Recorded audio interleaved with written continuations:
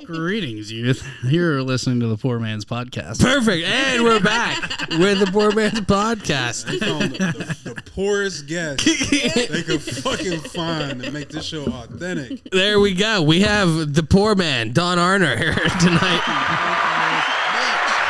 Don, thank you for taking the time to stop in here tonight. We're excited to have you on. Yeah, man. Thank you for having me. This is my second podcast ever.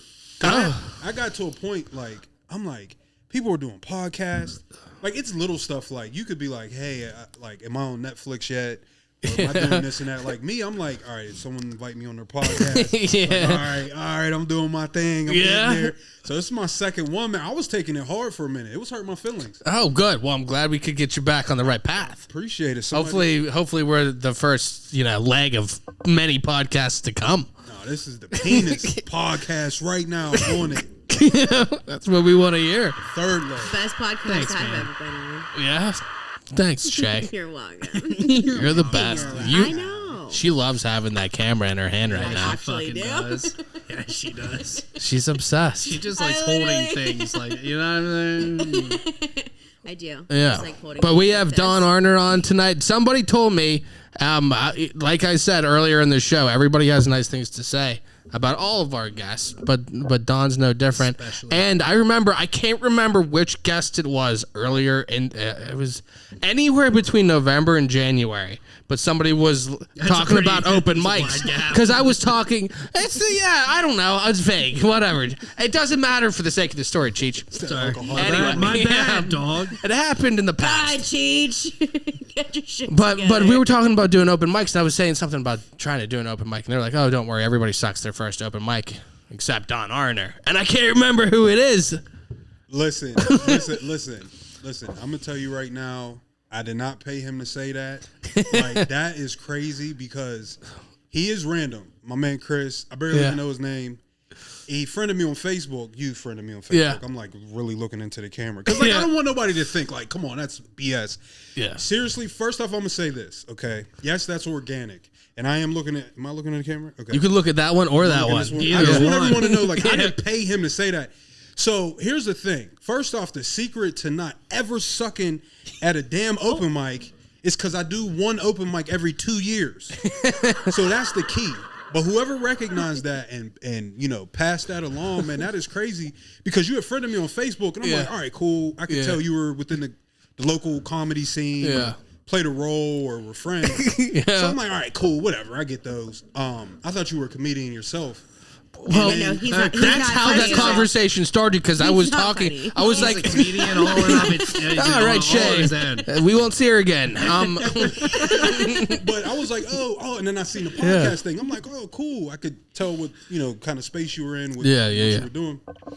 Then you hit me up. You're like, dude, we try to bring comedians in. We're this and that. And I'm like, damn, somebody passed my name on. Just randomly. But if that's how my name got passed, because I don't suck at open mics, I think it was your first open mic. It might not have been all of them. Hey, that was about 5 years ago, man. Do you remember your first open mic? Yes. Were you good? Yes. Is that accurate? I'm going to tell you right now. Yeah.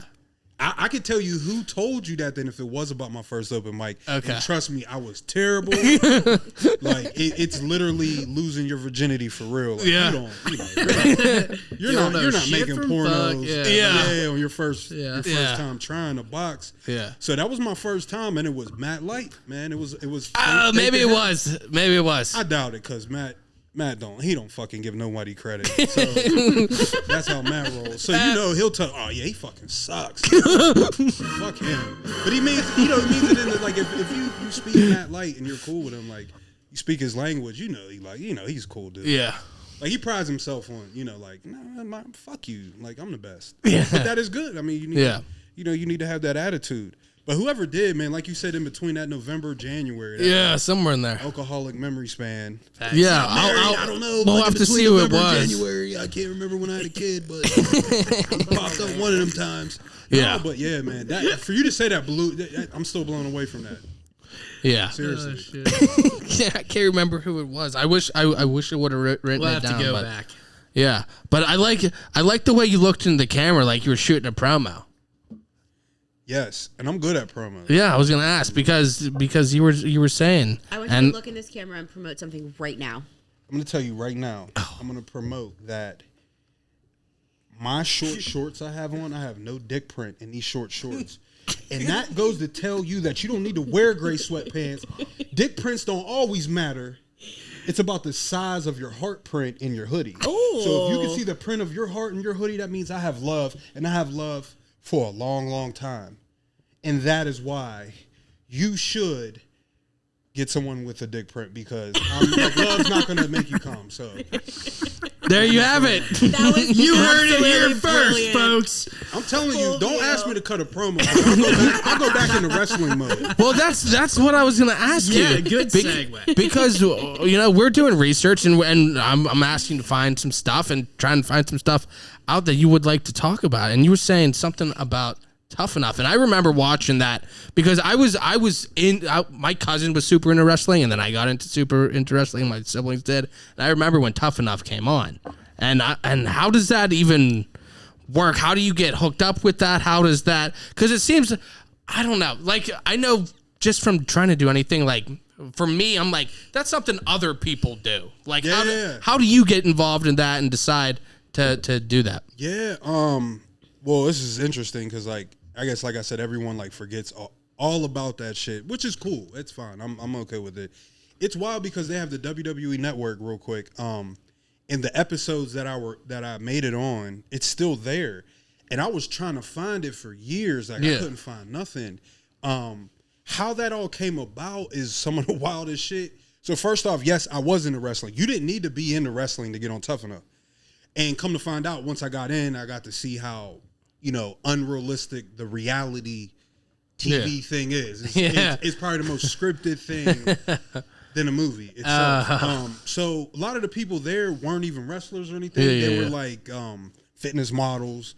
They actually got asked to do it. Yeah. So they had like 2 or 3 casting directors through NBC. Yeah. And they had one casting director specifically to like sprinkle in real people. Like, you know what I mean? Like, go out and get some Joe Schmo. Yeah. But it's like, it's wrestling. We don't want wrestlers, but we do. Like, we got to have a couple in there. I don't know. I don't even think that's what helped my chances of getting casted or anything. So long story short, what happened was, yes, I was doing wrestling, and Tough Enough sucked for like back when we remember, like, what you brought up and everything. So they took a break and they were like, all right, we're going to rebrand this and we're going to like put this back out again. So it was off. It wasn't even a thing for WWE for years. Mm-hmm. So now at this time, social media was big. And I think it was more so them just trying to capitalize off social media, shit like that. And because the way they had it was like, do a video, just hashtag WWE, whatever. Okay. It was to get their numbers up. Yeah. But like, it was like, don't submit it, but like, we'll see it. If you hashtag us, we'll see it. Just promote us, and I'm sure it'll get out there. Just put our name on something. It'll flow into the right hands eventually. But it was weird because they did have like you did have to submit it, but it wasn't like it was like do a video and then I can't remember. It was like 2015 when this happened. They had it where you could kind of submit it or you could like do it, but they were like trying to drive home the hashtag thing, like hashtag this, we'll see it. Yeah. And it was happening because I had some friends who did videos and they were getting hella views, like big views on their YouTube thing. It was like put it on YouTube, Twitter, whatever, hashtag it. And they would find them. And then, like, let's say, like, Monday Night Raw would come on. And as they promoted the segment for Tough Enough, they would show, like, example videos. Little snippets. That were doing, that had big views. Oh, shit. My cousin got on there. A couple of my friends got on there. So they would see it. All I know is I did mine out of spite of someone else's, making fun of theirs. I did a spoof. Like, this dude, I can't remember his name, wrestler, I think Brian Bowers. Shout out to Brian Bowers. Almost fought him in the locker room one time. Just some dumb shit. Dumb wrestler problems. It was like, like his tights were tighter than mine. And, fuck you, Wait, can I ask you this? What kind of wrestling outfit would you go with? So shit. You would have loved it. I want to cut straight to the point. I don't want to get too into it because I do want to get on the Tough Enough thing. Yeah, I didn't want to interrupt. Sorry, I'm. No, because this is like need to one know. other interesting thing that's gonna be like, get the fuck out of here. So when I did that and I got into wrestling, I'm like, what do I be? Like, what do I do? Yeah, like, You want to see yourself as The Rock or Stone Cold, but they were basically like, that's not really what's gonna be you. So like, do what you can do best, but materialize it on the outside for you. Yeah. So I'm an asshole, goofball, whatever. So I'm like, yeah, I'm gonna be a heel, a bad guy. And it was like, you got to do the most outlandish shit. Like, whatever you would sit here and draw up and say, there's no way I'm doing that, or there's no way I'm wearing that. That's what you're doing. That's what you need to wear. Fuck yeah. That's what you need to wear. Yo, and let me tell you something. Because if you want to get into this a little bit later about the transition of me into wrestling, because that's how I started. Got started in stand-up comedy. I was gonna ask about that. Yeah. So those principles though, like help develop me as a person into a product. So it's to make yourself of who you are, but more in like a displayed stage form. Mm-hmm. So me. An exaggerated form of it. I was like, you know what? All right, cool. Dude, I don't know how I got here, but I ended up like, okay, I'm going to be funny, but I'm going to be asshole funny. I'm going to be the most hated dude ever. And I came out, I got down to it where, oh boy, I ended up in purple suede bell bottom. Hell yes. No, velour, like velour. Yeah, velour, Like like some velour. Hendrix type pants. Yeah. And then where the flare, where the pants flared out, it had that like other pattern down here for the flare. Yeah. And they were leopard print. Hell yeah. And I wore so check it. Yeah. As I was like going through it. So fucking hard. So as I I had on a fur. I took my great grandmother, rest her soul. She loves wrestling. Yeah. She had like some of her old stuff left behind, and she had like these expensive ass fur coats. Yeah. So I cut the sleeves off these joints. Oh. And I had like this fur vest. Like this polar bear fur vest with these like bell bottoms. Like everybody's like, yo, who the fuck is this dude?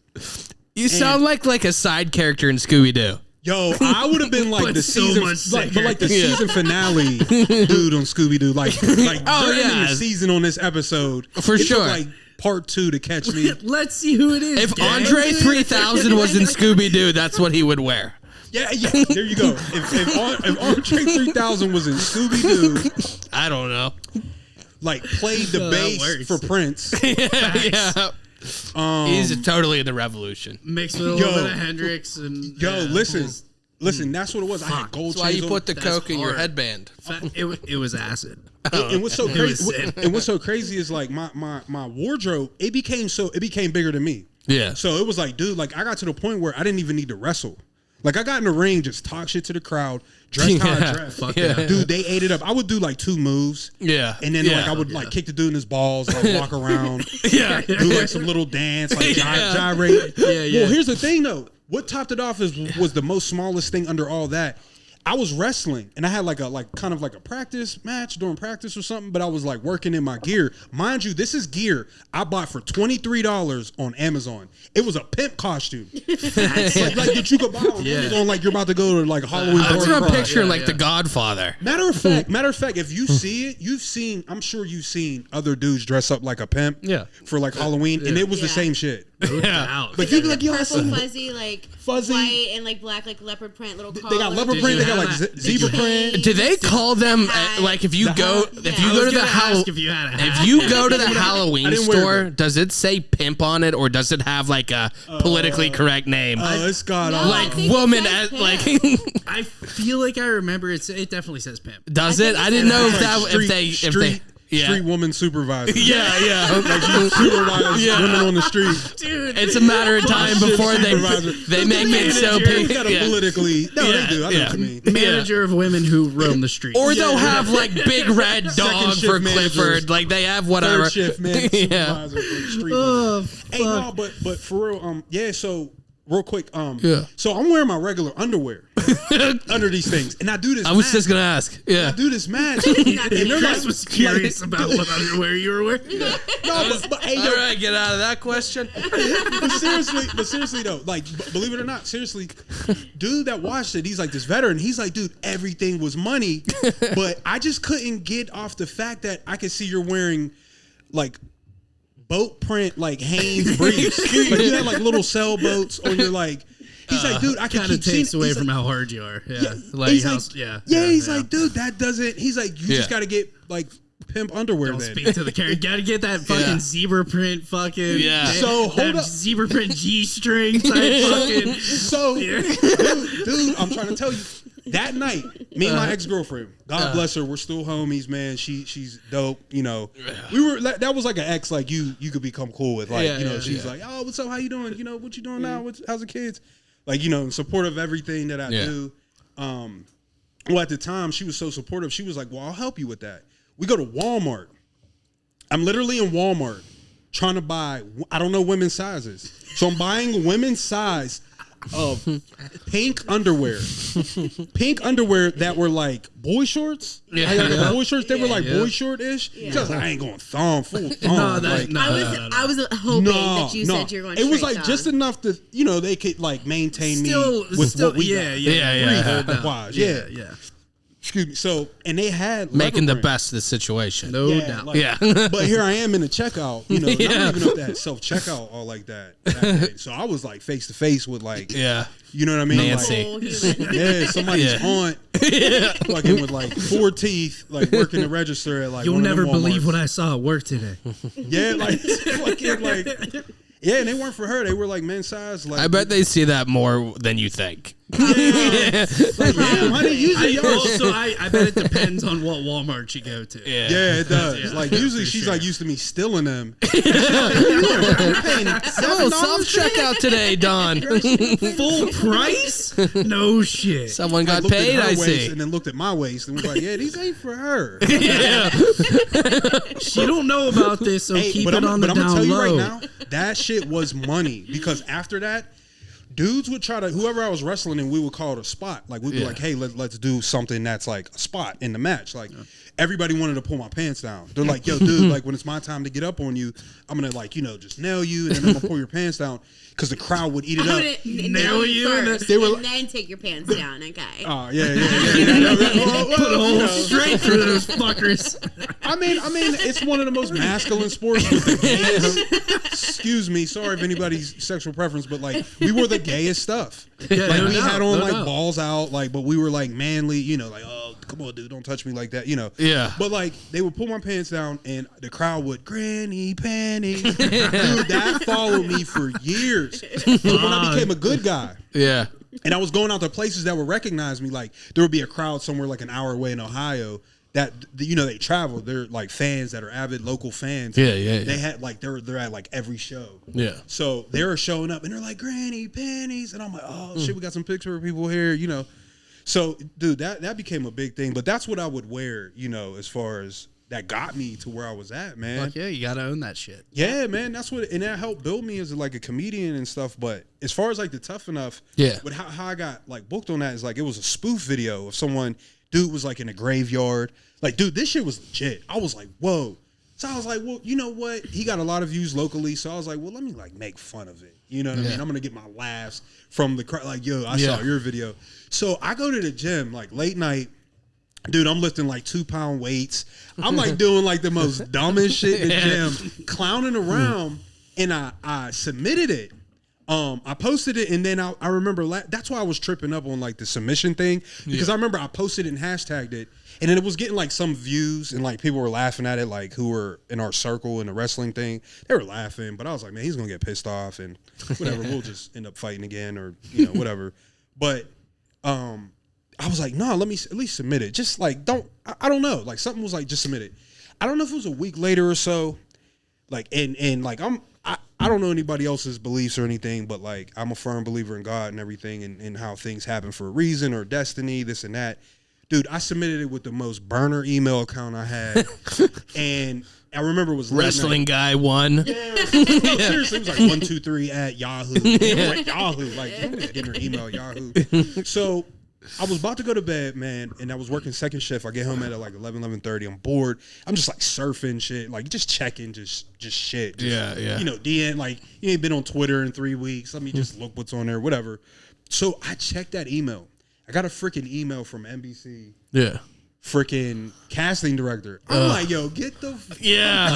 But hold up though. This shit's like 5 days old. Yeah, I was like, sitting there for a minute. I'm like, yo, the messenger back, like, yo. And then they hit me back the next day. It was like, no, calm down. Like, it's cool. Like, we'll set up a little Skype. Like, even if you replied the same day, we probably wouldn't have seen it until now anyway. Yeah, I know. Yeah, true. Yeah. So I would have thought that was like spam and been like, that's not NBC. Yeah, right. That's somebody trying to get my identity. They can have it. Please send me $500,000. Yeah. No.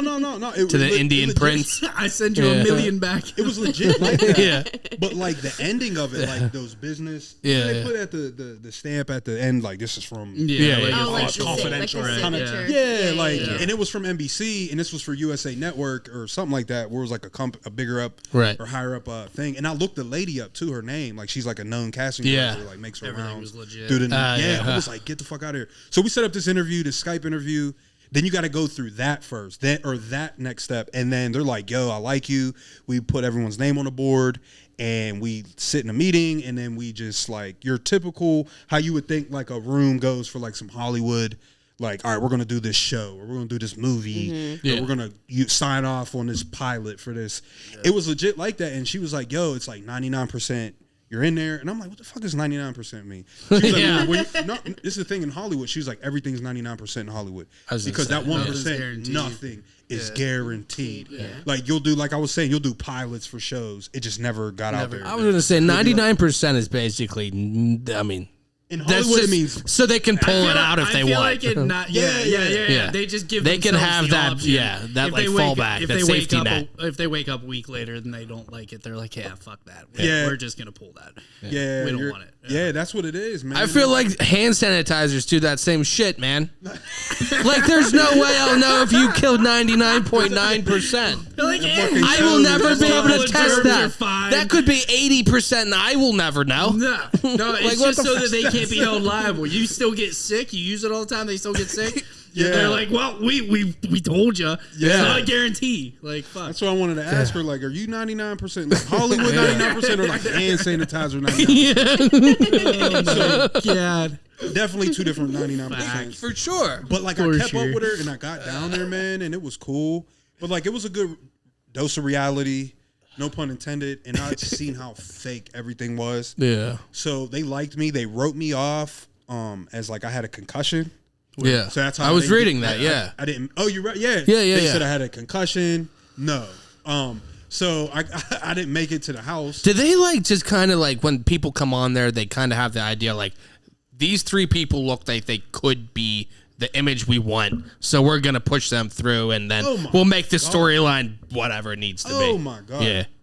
There were people, like I said, majority of them, when I started looking at where everyone was from, I'm like, how the hell, there's 40 of us, like 29 of y'all from LA. So I'm like, and they promoted how they like casted in like 11 or 111 countries that people had submissions, and we got people from all over the world. Like, and here you got like, and they're all fitness models, same agencies. They're like, I got asked to do this shit. I was like, get the fuck out. I was like, what? Get the fuck. And then like I'm putting pieces together, and I'm like, yeah, screw this. I'm already out of here. I'm just taking this ride. Yeah. It was all paid for and everything. It was cool. It got me another tryout though. They were like, we like you.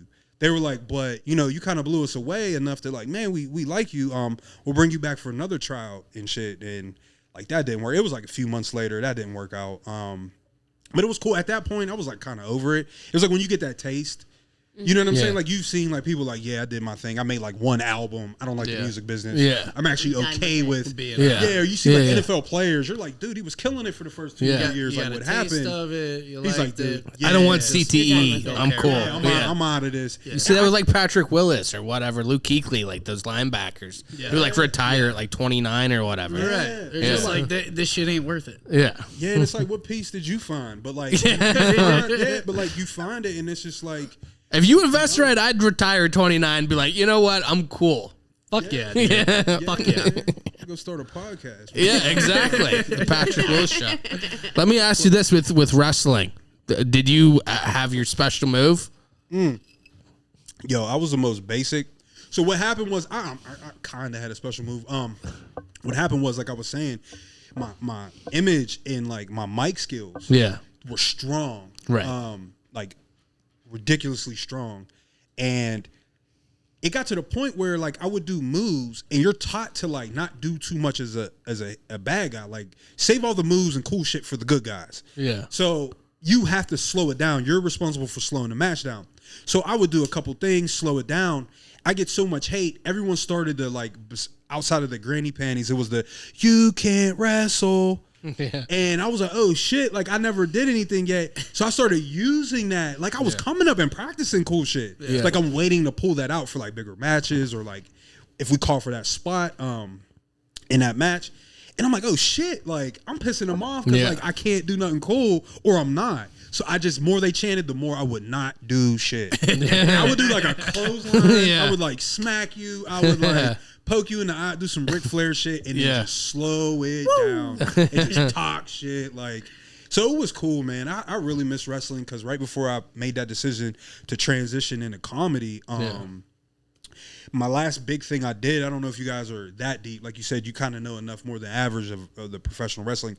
But I had another tryout come up. After I kind of got over the WWE thing, I ended up getting a big tryout for Ring of Honor in Philly. And I killed it. And they were like, dude, yo, we want you. Like, we want you. And I kind of left on a high note because at that time, like a couple months prior, I started doing open mics. So I kind of was like just toying with stand-up. But I was like still focused on wrestling, professional wrestling.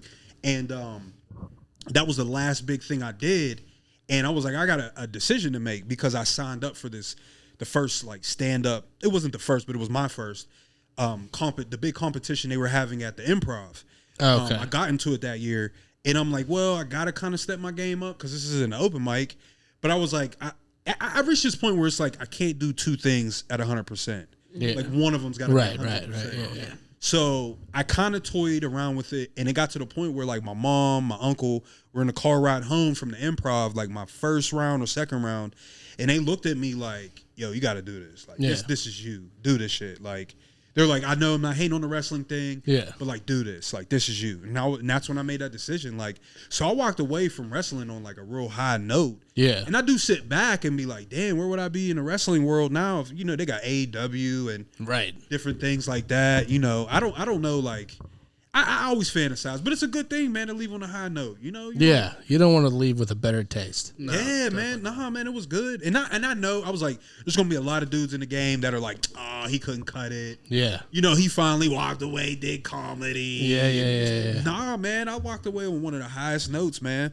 So that was a big thing. And shout out to Matt Light once again, man. Shout out to him. Shout out to Matt Light because he was actually that like kind of like if you could say anything that like gave the push of the transition because he's a big wrestling fan. Yeah. So, and I know he makes, that known. He's always pushing out his wrestling stuff, but he was actually a manager at the time. Really? Yeah, he was like trying out managing, like getting his ass whooped on, outside of the ring. I could totally see him being perfect for that. Like being him, like perfect manager, like Jimmy Hart, going out there BSing.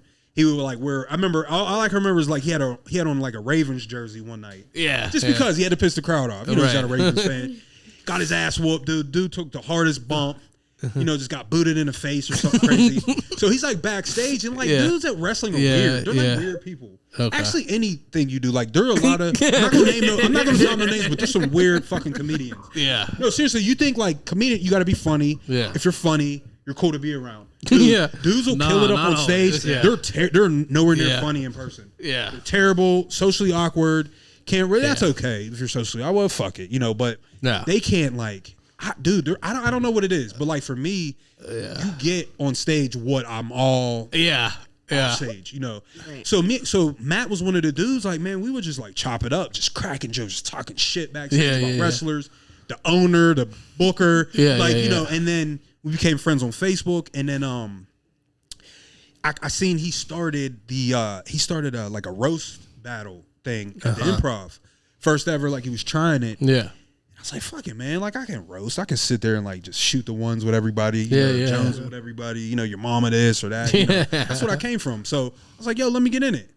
And that was, like, my first taste of being on stage doing comedy. So, it was technically at the Improv. My first time ever touching a mic. Oh, wow. I got up there, and my first time, I didn't know how to write a joke. Yeah. So, I think that's probably the best way is, like, write a joke about you. If I have to say, like, your head is so big, that gave me something to go in to work with. And that's all I needed. So it was like the perfect thing to kind of get my brain started.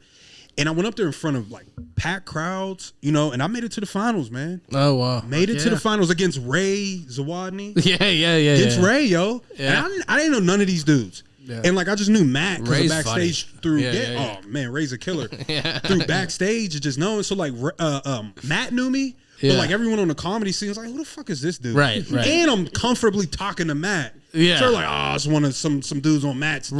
Right. You know what I mean? He just brought him around. Yeah, I actually caught that. Like my first kind of jumping out there because then I went to an open mic. He was kind of running the Beer Hive down in the Strip District. Yeah. And so dudes were like, you know, I'm showing up and they're like, that's some dude just trying to be cool with Matt. So then once I kind of like got to the point where like I'm going to do this, I kind of actually told him too, man. You know, I was like, hey, man, I appreciate you helping me and everything, but I kind of want to step away because I want to now feel like I can do this on my own. Like, I don't need to show it with you, your friends. Right. Going with it. Man. I was like, I can. He was like, all right, man. Like, it was kind of like the buddy thing, man. Come on over, chill. Like, we'll shoot some ideas. You know, share each other's, pick each other's brains and shit. Yeah. But I kind of was like, nah, man, I got to like, you know, like fade off, like, you know, I think it's better, you know. Yeah. And it was always a do your own thing kind of thing anyway. And it's one of the most clickiest spaces, you know, is comedy. But I mean, that's just how it goes, you know. Once you get through that your first year or two, you get over that like clicky thing and you know, because it automatically feels like competition. Mm-hmm. Yeah. But you don't realize that comedy is one of the only pies in like business where everyone has their own slice. Yeah. Right. You know, usually other spaces, there's only so many slices, everyone's shooting for them. But this is where you could really find your own slice. Like, and that's good. But you automatically feel that competition in the most subjective thing ever. Yeah. You know what I mean? And it's crazy. And then you naturally get over that. And like, I'm at a point like where I've been doing about a good 5 years. Like, I want to see everybody win. Yeah. You know, like, I don't care like if I like your style or not or whatever it is or, you know, your whatever, man. There's so many different like flavors of like comedy that you gotta think it's funny or you can't not say it's not funny. But like, I got to the point where like I'm more friends with, you know, I feel more connected with everybody and I like watch everybody. I used to like not care to watch everybody's shit. But like I'll sit there through all 39 people on an open mic. You know what I mean? Right. Like, and then like you get the Lawrenceville thing. Because I use Lawrenceville as like an example because it's like, oh, you got your hipster comedian, you know, they're not sensitive, can't joke about a gender, you know, and shit like that. I don't know why like my Republican, like conservative voice, Westmoreland County voice came out, but that's how it is. Like, I don't know why either. Talk about goddamn genders and stuff on the microphones, but no, like I did like kind of resent a little bit, like, man, screw y'all, you guys are like nerds and all that. You know, you get that like, you know, you don't take well to me, or well, screw you, I ain't gonna take well to you. Yeah. But like you get to the point where like you find your skin, you know. Yeah. When you find your skin in anything, like you're just comfortable, like, you know. So I'm like, it's crazy because like I said, like for me to get past to you, I'm like, who the hell is like saying Don is any like I don't hang with anybody. Like I don't hang with anybody. I don't go to open mics. I'm not bragging, but like I just do me and I like all my bookings just like fall in my lap. You know, and you know, hey, come on a podcast. I'm like, what? Get the fuck out of here, man. Knows me enough to come on a goddamn podcast. Hey, man, you kill open mics. Yeah, I heard, you never at an open mic. That one a year. Hey, fuck it. Guess what? I think it was Calvin Eggleston. I don't want to get I'm terrible with names. I think it was him. Shout out to him because this was the place I did my last open mic. About a couple months ago. I think he does run it here. Yeah. Right here at 565. Yeah. Yeah. Guess what? Oh. Not only did I get booked for a podcast off of open mic, this was my first open mic I got booked for and paid. Oh. I got paid to do fucking open mic. I was like, what? Wow. I guess when you kill open mics, that's what happens. Hey, we got the cheer joint. Oh yeah, you'll have to listen to the official, the professional audio. It'll be a lot better. But yeah, I was like, wow, like who the fuck is really trusting my ass to come up? Who like really thinks that I'm like anything? You know, I'm not down on myself. Like I'm good. Like I hold my own up there, and I'm definitely my own like footing. I have my own. Like I'm not like, oh, he's like so and so, or he falls in line with this space of the local comedians. Yeah. Like I actually am like Dawn, like you're getting Dawn. Like, all right, we can't book that with anybody else. Yeah. So I mean that I'll give myself credit for, but how long did it take you from when you were doing the improv thing to when you were comfortable doing, opening or hosting or doing whatever? Well, it was like, so I did the roasting thing, and then they were like, dude, you gotta like try to start doing stand up. Yeah. You gotta try to do it. You obviously it's not roasting. And so I was like, all right, cool. But like you think like, okay, I could do the roasting thing, and I did write some jokes. They were like one-liners or something, shooting back and forth. I was like, damn, like this is still starting all over. Like this isn't the same at all. So I jumped on with he gave me like, he was like, hey, if you can go to Ham Bones, rest in peace, Ham Bones. If you go to Ham Bones, let's pour one out. And we hear that every single time. Really? Yeah. And I didn't even really like Ham Bones. Everybody always says that, and then they're like, not really. Yeah. They're like, all right, man. Sorry, y'all. Everybody feels like they have to. I know my shorts are getting shorter and shorter up here. Like, my balls are dragging on this leather right now. Like, I'm like, all right. So you can readjust. Yeah, I just had to take a look. Sorry, y'all. Another reason to come to 565 Live. Sit on the same chair. Yeah. Straight up. The outline will still be there. Straight up. Trust me. You can get a ball print. You ain't get no dick print out of me. My balls are big enough though. But yeah, man, the thing was like, come on, man. Like you was already trying to get out of some shit. We're letting you get out of shit. I'm giving you the chance by talking over. There you go. I want to hear. Yeah, so I was wrestling. I just want to suck his dick. Sorry. I didn't mean. I just IPAs. But yeah, man. It got to the point where like I was like, all right. I'm like, I don't know if this is for me. Yeah. And mind you, when you go to an open mic, you're in front of all the other comedians. Ain't nobody there to watch no fucking open mic.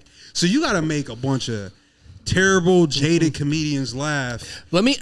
Sorry to interrupt, but does that make it easier almost the first time you go up because at least they're hearing something new versus the 8th time they're hearing the same thing?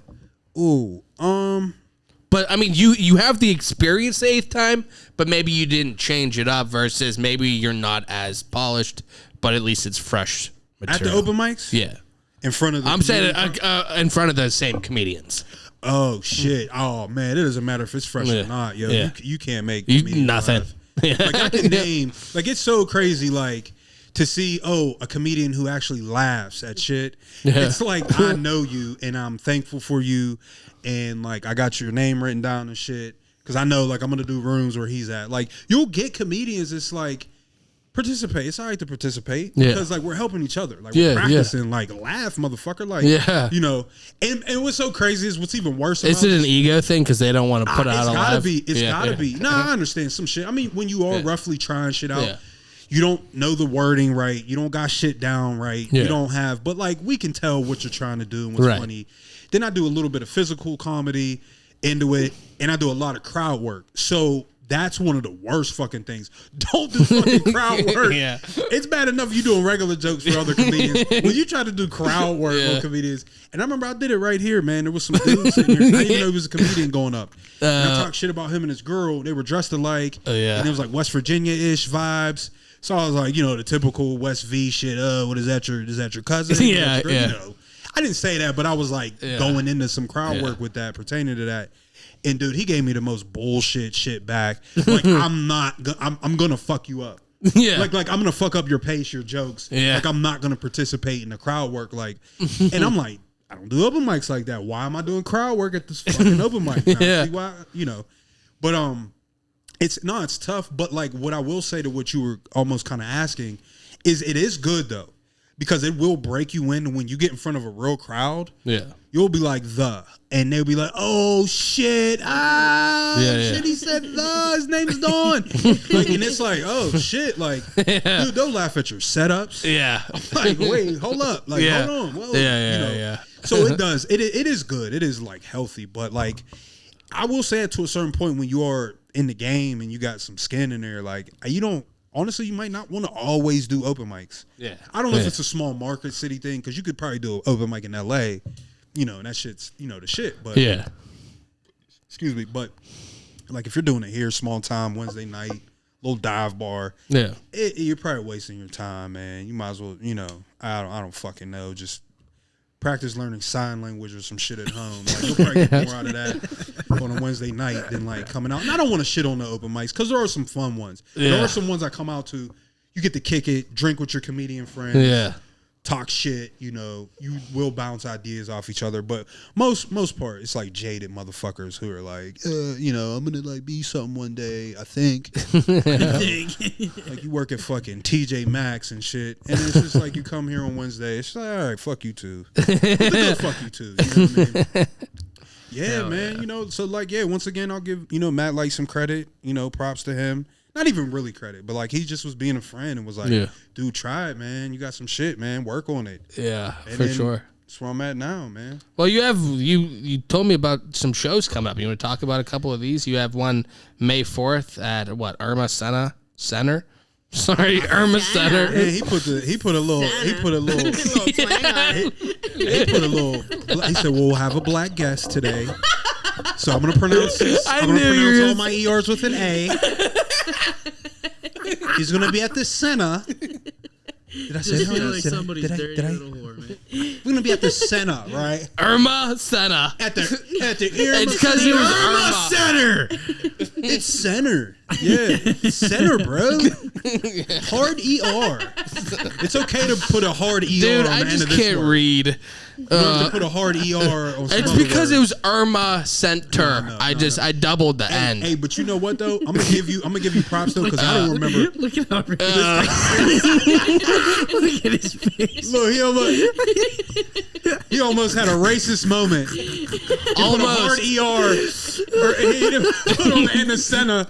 Hey, He's man. like, wait a minute, I don't want to. I'm so anti-racist. I hit the A on center. Chris is woke as fuck, bro. Is there 2G? Did they have 2Gs in Senna? Holy shit. Yo, fucking Irma Center for Imagination.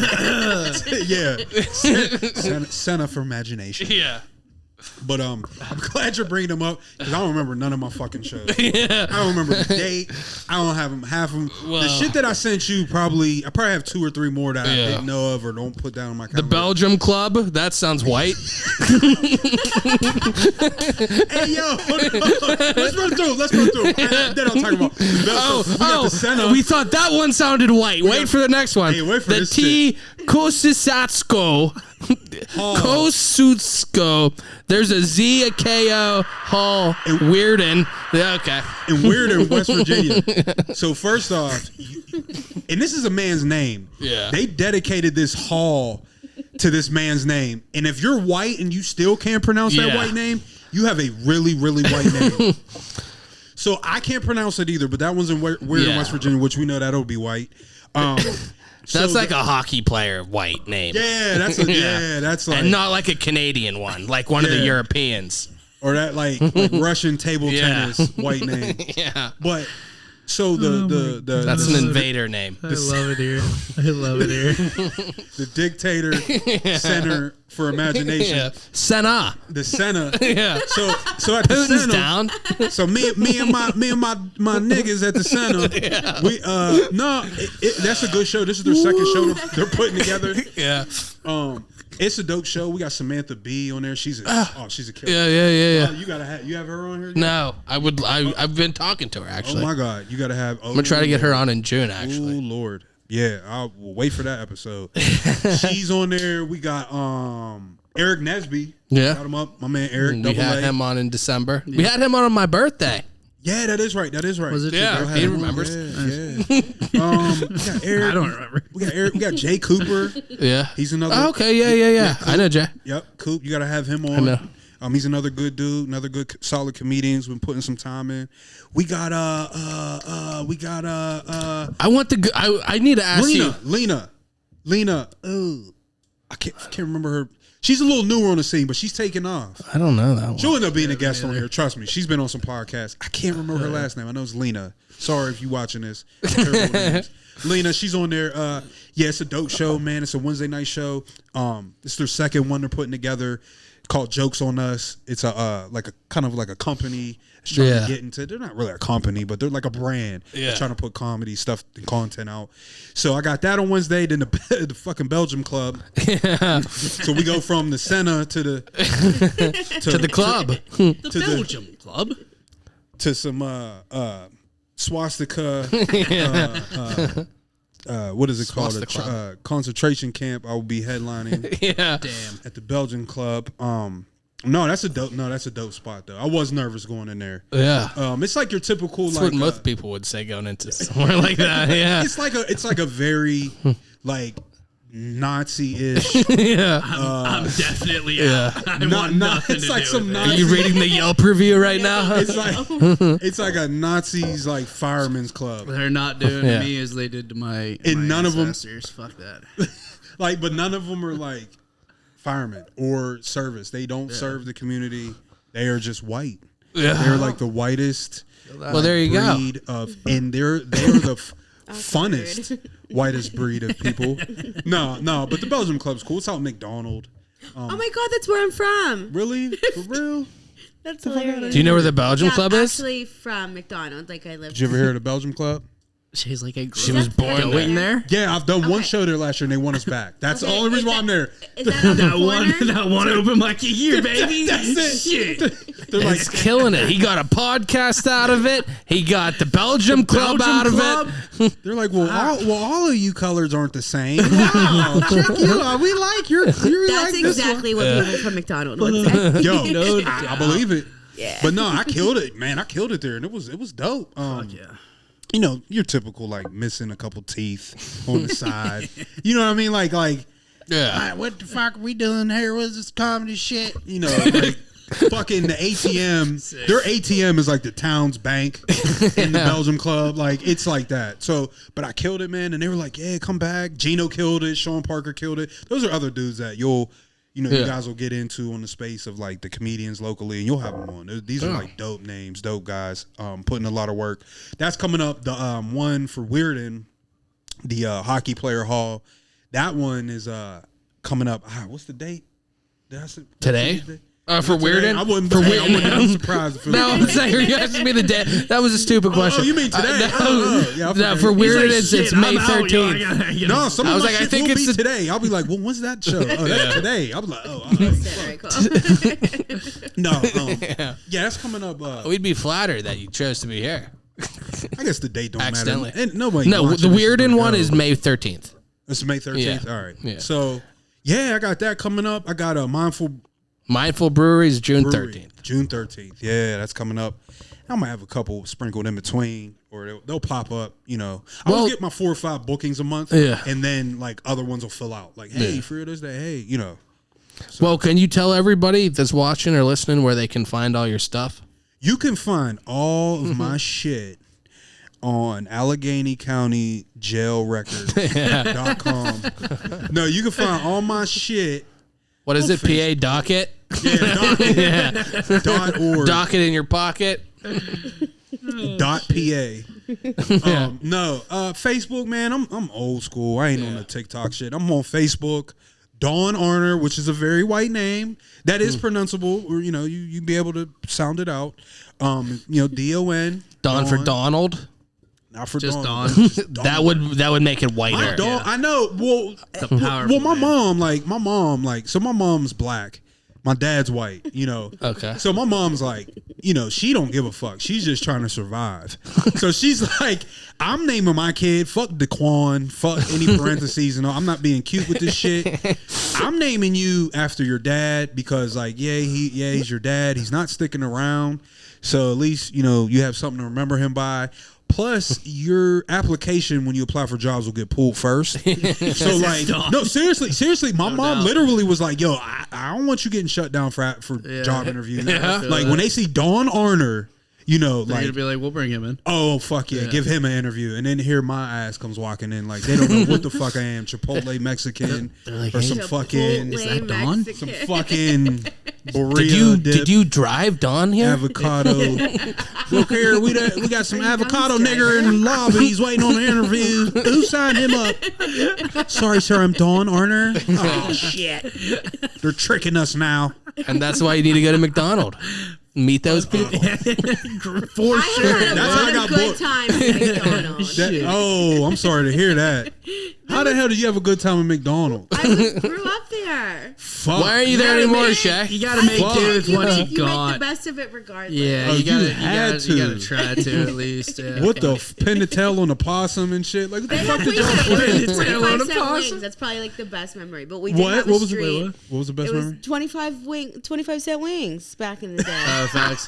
Probably the only thing we had going on. No And doubt. how old were you waiting on 25-cent wing night? You were like 5 years old. Oh yeah, I was super young. Like who the fuck? I was gonna say chicken wings ain't been night? 25 cents a piece for way too long. Yeah. I left For McDonald's sure. whenever I was in 10th grade. But yeah, I lived there for almost my entire No childhood. shit, I didn't know Damn, that. you made it Yeah. out surviving McDonald's. I still have That's family like that lives there. fuck. Yeah. Wow. We'll What do see you her in the like? You McDonald mixed? Hall of Like, are Fame you- soon. Low color and everything. Puerto Get out of Rican, there. you were a Puerto Rican at McDonald's. Oh, God is dirty. God is so wrong. God just planted a Puerto Rican at McDonald's. Like, yo, like, I believe in God until I hear stuff like that. I'm like, there's no way God was like, I'm making this perfect Puerto Rican woman. Poof, McDonald. That's what She will thrive. Yeah, he definitely didn't say that about Chey. None of those things. You were like the leftover. Especially the perfect part. I don't know about Like that. God was off that day when he made humans. I don't think he He did like it. took. I He don't called think in he sick. created He it. had a little too much wine the night before. He's like, I don't know. Fucking put him wherever. I don't care.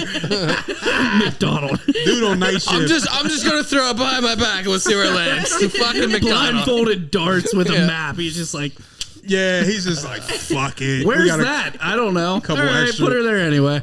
a couple extra arms and Jay. legs hanging around. Fucking put her together, throw her out there.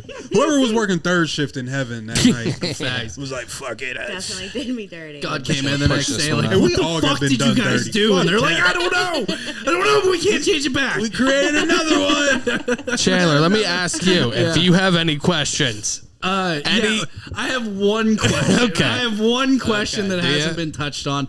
And we're going to get back to the wrestling real quick. Yeah. Growing up, did you have a favorite? How old are you? How old do I look? Our age. Like, yeah. The fuck is y'all's age? 37. Anywhere from 26 to like 32 in that ballpark. 26 to 32? Yeah. Okay, I'm older than y'all. Okay. Anyway. But I want to say this, though, real quick. Anybody's age for McDonald's, you're automatically like 42 and up. I don't care when you were born. You may have drank a lot more water than people in McDonald's, or you got out at the right time in 10th grade. I think she Okay, just got out at the right time because she don't like drinking water. It's that fireball she got hiding behind that. They don't even have 11th grade in McDonald's because no one makes it there. Actually, fact. Like, literally the year that I left, it was just All right. drug addict after drug addict. Yeah. Well, It just, like, went From downhill. 8th grade to just learning about learning about how They're like crops, meth works Crops this and- way. Yeah. learn possum. Who was your favorite wrestler growing up? my favorite wrestler? Yeah, so I'm Let's 34th, yeah. throw like a top Oh, three. 34? I want to hear a top three. 34. Oh, okay. I want to hear a top three. Top three. Oh, Grown up. no, you can't do a top three. But I'll say this. I will give you a top three for the sake of this. Yeah. My top three influential, just to throw in there of how I developed myself, which I was me, and obviously like I spelled out on when you're developing your character, you can't be who you wanted to be, like who you was your favorite. Yeah. The Rock, Stone Cold. I'm not gonna be them. Yeah. So the dudes I watched, dude, I don't know if you guys were familiar with Disco Inferno. Yeah. Okay. So I looked at his Were they in shit. WCW? WCW. Yeah. So I looked at his shit. I looked at a couple goofy dudes like Santino. There's a couple other dudes. He had a nice little corny. He was like the Italian dude. fake Italian dude. yeah, No, yeah. he Like, might have been real who are Italian. your favorite to watch? Though? Right. So Yeah. now, So give me a top three fake- after that. Of who you like to watch. Yeah. Okay. So that's like basically who I model myself after. As far as like growing up, my top three was the basic of the era, man. Like you had The Rock, Stone Cold. Did you have a Taker. favorite? The Undertaker. Yeah, Taker was cool. Did you have a favorite catchphrase at all? Oh shit, man! Every kid's favorite catchphrase. Yeah. Every kid's favorite catchphrase, and I caught a few whoopings off of this. Okay. Suck it. Suck it. Okay. Dude, dude, I got a whooping. I'm gonna tell you how real this was. Easiest catchphrase. There's enough out there. There's enough Smelter Ross cooking. Hell, give me a hell yeah.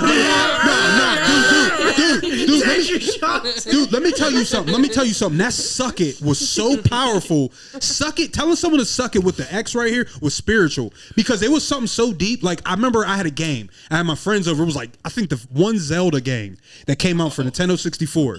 So I remember we used to gang up and be like, yo, we all got to come together to beat a level. Like, we'd be over each other's house after school. Take turns on the controller, we got to help beat this level, dude. So I remember we beat this boss. I stood up and was like, suck it. And my mom came running in. And she was like, you're in a room with three other boys, and you're telling them about suck it. The fuck? And whooped my ass, like, right there in front of everybody. Right, went back to playing the game. We were like in gym class. Suck it, like, dude. Suck it was so. That was so. You also have to do the X-Pac one where you do 3 and then jump. Oh yeah. Shit. That's when you stole someone's bitch.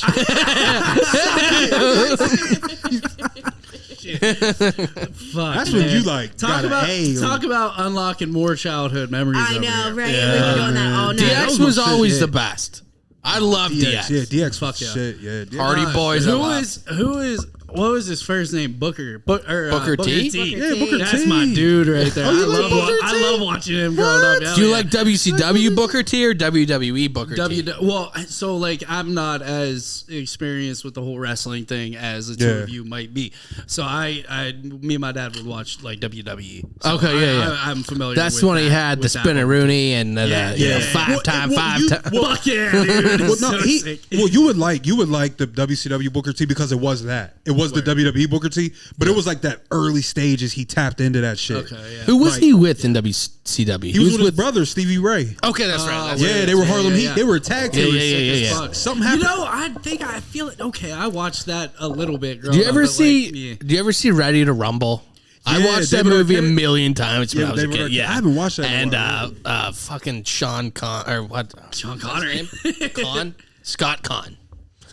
He's with David Arquette in it. But yeah, it's like DDP's in it. He's like the main bad guy and shit. I think he wins the belt. Yeah. But he actually won the belt in real life in WCW. David Arquette. Oh, really? Yeah, they gave him. Well, they would put. See, that's what WCW would do. They would Jay Leno wrestled. Yeah. They would like put the belt on him. They had like Dennis Rodman wrestle. Yeah. That shit would be sick. They would do shit like that because WWE wouldn't. Who would win? I guess this is obvious. I was going to say who would win with Rodman or DX's Mike Tyson, but I guess Tyson would obviously. Oh, yeah, Tyson was winning that. Tyson would beat almost anybody ever. Yeah, Tyson, yeah, man. I guess he wasn't a celebrity one. He would, actually. Tyson was the baddest man on the planet. That was one. He just punched somebody on a fucking airline like last week. He just. Somebody filmed it. Yeah, he just beat the shit out of somebody because he touched him. Punching somebody in we love it. I used to be like, you shouldn't do that, but now I'm like, well, why? What was the guy on the plane doing? Did he take his fucking shoes off? He was touching him, wasn't he? Yeah, it was like one of those like. You can't provoke people. I'm kind of on celebrity side when they do that when they're fucked with. You can't provoke Mike Tyson, bro. Oh no, the fuck do you people think that it's like when you get around like a bear in a circus and you're like, oh, he can do this. He's still a wild animal. Fuck yeah. Like Tyson is still the baddest dude on the planet. I don't care if he's 70 years old. He will beat anyone's ass. People see him in The Hangover and think he's like you could fuck with him. No. He will still murder you. You know him and what? Jake Paul? Which one of the Logan or Pauls? Logan. No. Logan Paul. Jake Paul fights more. Jake Paul fights. Yeah. Well, who's the other one that Logan Paul's the older one, but he fights, but like does just one. Jake Paul's the one who fought Woodley. Jake Paul's Tyron Woodley. Jake Paul's the one that like actually kind of fights. Yeah, he's the one. Oh, not him. Who's the other one that just did the big fight for? Who did he face? It was the bigger fight that he did. Not the younger one. I know he's like knocking out like NBA players. Yeah. Not him. It's probably Logan Paul. Logan Paul's brother. I forget who the bigger brother. Yeah, that's his bigger brother. Yeah, but who did he fight? That was like he was just fighting at WrestleMania, wasn't he? Oh, yeah, but Mayweather. That didn't actually happen, did it? No, it didn't happen. Who did he? I think somebody backed out. I don't know. Or no, it was the No, it was the no. He fought the UFC dude. They had 2 rounds. That was Jake. Not 2 rounds, 2 fights. That was Jake. That was Jake and Tyron Woodley. Tyron. Yeah. And didn't Jake like whoop his ass or something? Like, he ended up knocking him out the second time. Yeah, he knocked him out the second time. Well, anyway, they're gonna set up. They're like getting close with Tyson. Fuck yeah, I want to see it. Yeah, Tyson will knock the fuck out. Yeah, I think people see Mike Tyson in like movies and stuff, and they think that he's not like as a killer as he is. Yeah. No, yeah, he's a nice Mike now. Yeah, no, he definitely has the edge off. Did you see him on Rogan? Like I think a year ago, he was like, "Yeah, that's the old me. I don't even like that guy." Like talking about the dude that'll just walk up and whoop anybody's ass. But like now he's on an airplane beating the shit out of somebody because he fucking dude deserved it. I saw it. Dude definitely deserved that shit. Yeah. Shit, I believe that. Yeah, man. Chey, is there anything else? I feel like we've been going probably. Yeah. I know. I feel like it's been a long one. I was gonna say, yeah. Ooh, we got carried away. Yeah, I think we talked for a minute. A lot of bases. We're an hour on. Are we on the live since he's been here? Yeah. Oh wow! There's no way it's a fucking hour. I promise. I know, it is. right? Wow. It's 8:23 right now. Oh shit! Wow. Yeah. Well, that might have been the smoothest conversation we've ever had. Yeah, you know, I agree. Talk about taking a rough start and fucking turning it into gold. Baby. I know, Cheech. That's what I'm saying. It was hell of a job. Thanks, man. No, not just me. Everybody. Fuck. That was fun. I met you had that rough start. Fuck yeah, I did. But we back, baby. Yeah, we're back. And at 565 Live.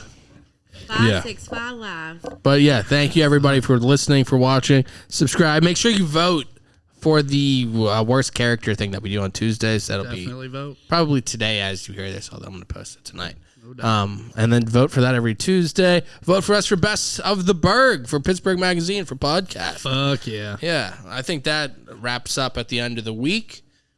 Check out all of Don's stuff on Facebook, wherever, on Instagram, wherever. We're going to post all his stuff in our info. Chey, it was wonderful to have you back. Chey's birthday's this week, everybody. If you see Chey, buy her a drink. Thank you. Yeah. The beautiful Puerto Rican from McDonald. And for Don, for Chey, for Cheech, I'm Chris. Thanks for listening. Thanks for listening. We hope you had a good time. If you did, be sure to subscribe to the show to catch the latest episodes and share with your friends. We can't promise not to embarrass you. And if you just can't get enough, follow us on Instagram at Poor Man's Podcast 412, Twitter at Poor Man's Pod 412, and Facebook. This is Pittsburgh's own Poor Man's Podcast, signing off. See you next week. Woo!